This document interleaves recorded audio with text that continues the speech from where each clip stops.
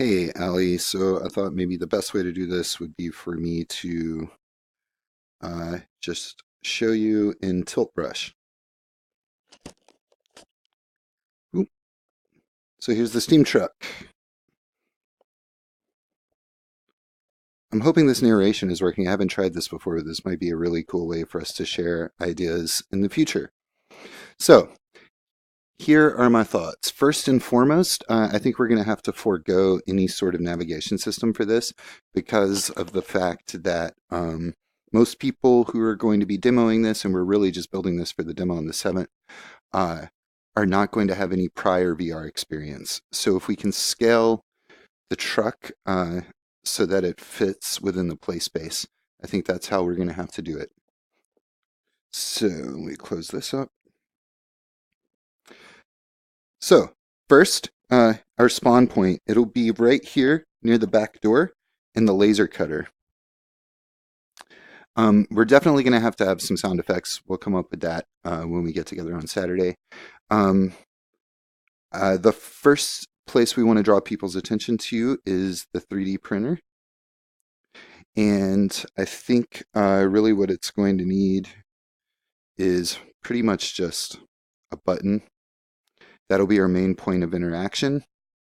The user will be prompted to press the button. The printer will start printing. And the duration of this print is going to dictate how long the experience is.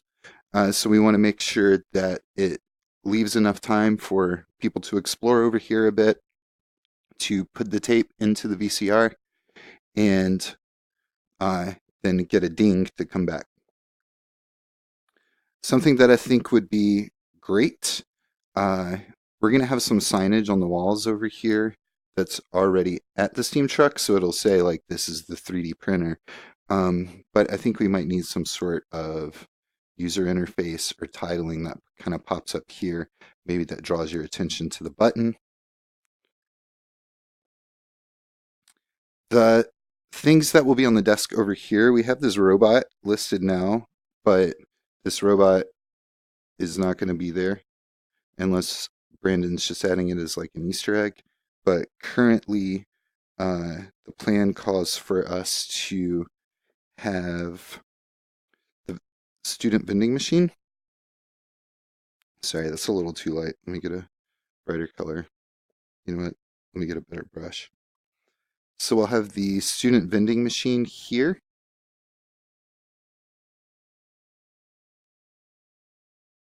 So this actually has 3 buttons on it. Um, they should all be operational because they are actually operational on the machine. This is a student-made project. So what will happen when you trigger this button is there's a corkscrew here like any vending machine you've ever seen.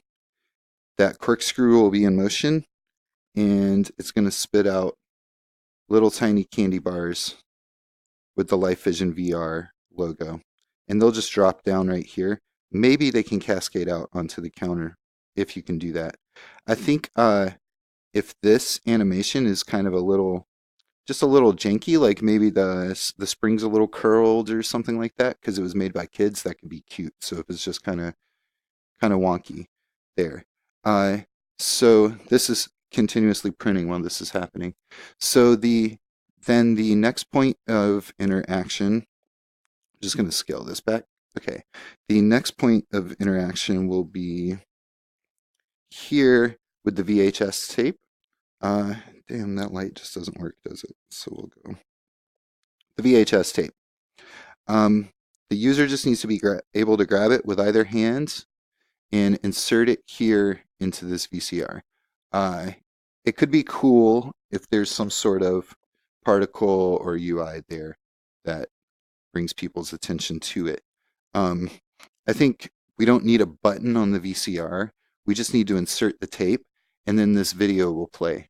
That video is just going to be like maybe a minute and it probably won't even hold people's attention. I think they'll start looking around for other stuff they can knock off.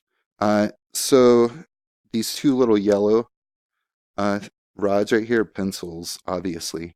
So Brandon is going to include some extra models that uh, he already has built. And these things should be sort of like in Job Simulator or any of the other VR sort of small room experiences. You can knock them off, maybe knock them off accidentally. Um, they can definitely be picked up, but I don't think they have any other interaction. And we probably don't even need to go overboard with that.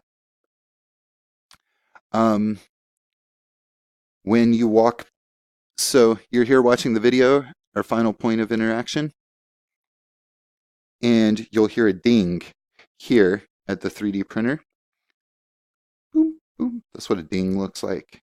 So once you hear the ding, that'll prompt the user to walk back over here. Your print will be finished. You pick up your print, and as you have it in your hand, looking at trigger to unpin, something sort of magical happens and takes you out to the credits. So I think that's a pretty good overview of what we're expecting